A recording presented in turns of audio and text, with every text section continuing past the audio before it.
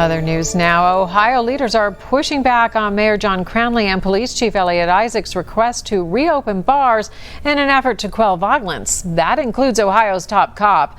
Attorney General Dave Yost tweeted this out earlier today, saying Mayor Cranley's theory is that drunks with guns are less likely to shoot each other with a later closing time for bars.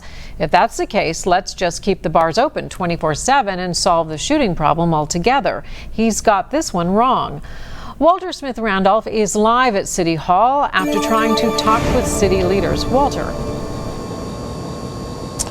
Good evening, Paula and Kyle. Both the police chief and the mayor were unavailable for comment this evening. However, they both believe that extending the curfew for last call here in Cincinnati may quell some of the violence here in the city. But as you just read, the Attorney General, he isn't buying it. Look, that doesn't make any sense to me. Ohio Attorney General Dave Yost isn't holding back. He says extending last call in Cincinnati will have no effect on violence. The fact of the matter is it doesn't have anything to do with the 10 p.m. curfew. It has to do with people doing bad stuff. And look, as the chief law officer for the state of Ohio, we can't have separate rules for Hamilton County than for the rest of the state. Police Chief Elliot Isaac and Mayor John Cranley wrote a letter to Governor DeWine saying Cincinnati has seen a rash in violence since COVID-19 restrictions went into effect. Chief Isaac claims the violence is happening with after-hours crowds. He says criminal activity at bars can be effectively addressed because they're highly regulated. The chief says the same can't be said for large, erratic crowds.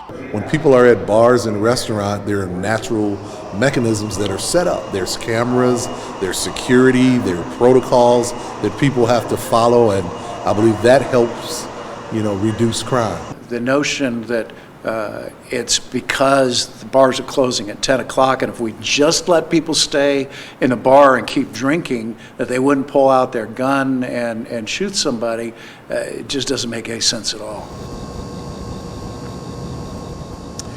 And we interviewed the governor earlier this afternoon. He says that his legal team is not optimistic that they can exempt Cincinnati from the curfew mandate.